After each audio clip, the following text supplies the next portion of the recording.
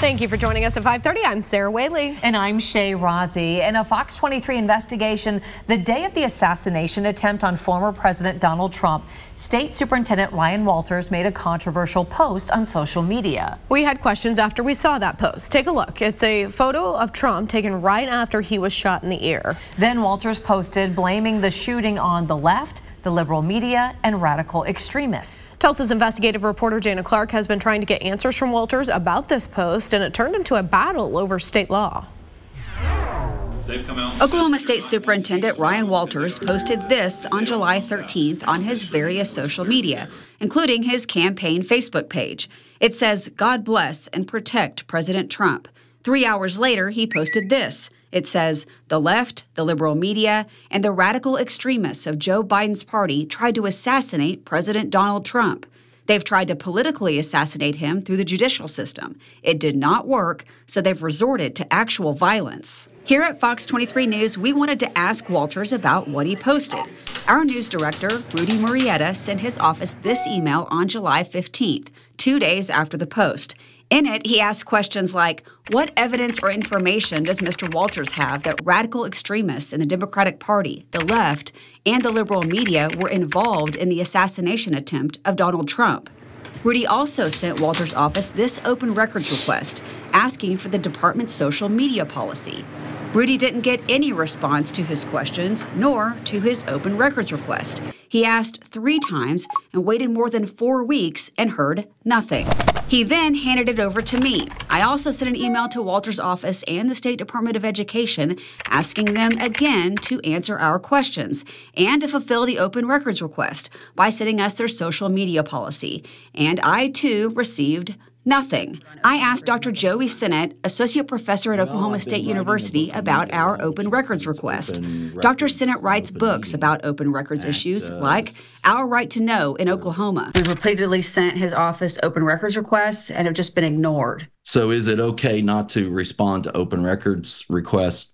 No, it's not okay. And this is not a law just for reporters. This is a law for the public. Why should people care about open records requests?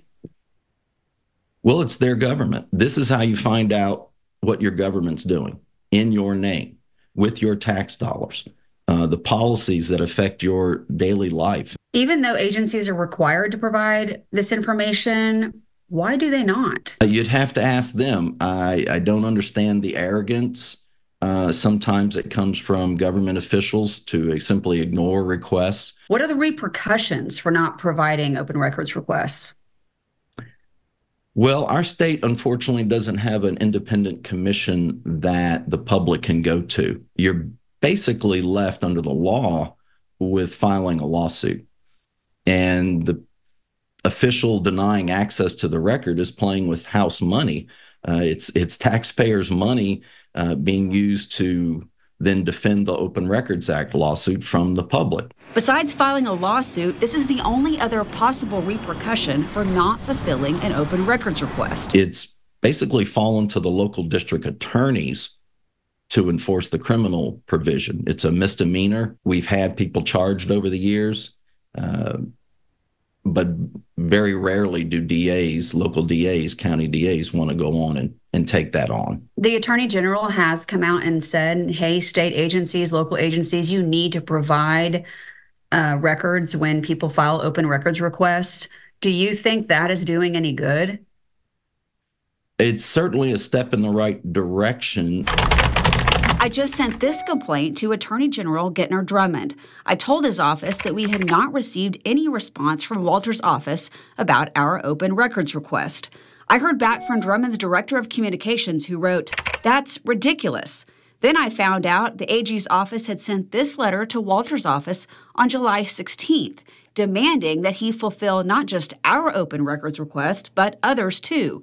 It says, "My office has received an alarming number of complaints about open records requests, and that's unacceptable."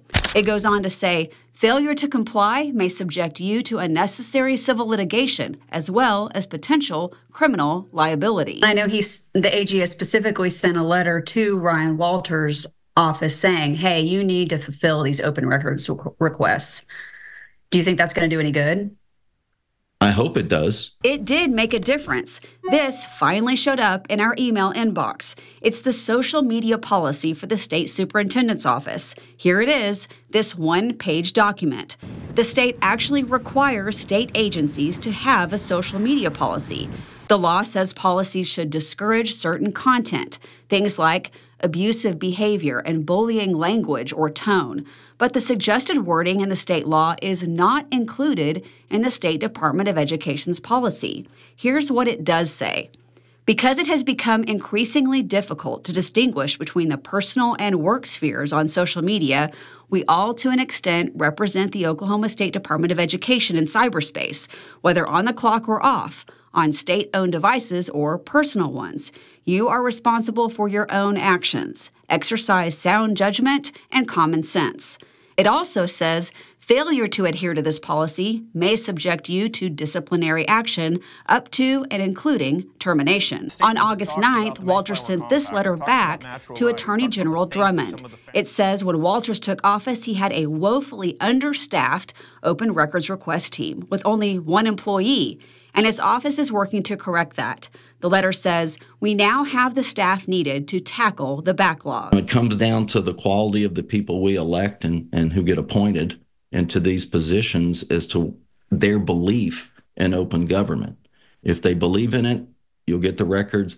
If they don't, that's when we find secrecy, and that's when we find more corruption, more inefficiency, more just bad government. This Open Records Act and the Open Meeting Act, they're your statutory right to see what your government's doing. It belongs to you, and you have an obligation to know what your government's doing. Covering news that matters, Jana Clark, Fox 23 News. If you'd like to read the State Department of Education's social media policy, we put it on our website. Just go to fox23.com and look for this story.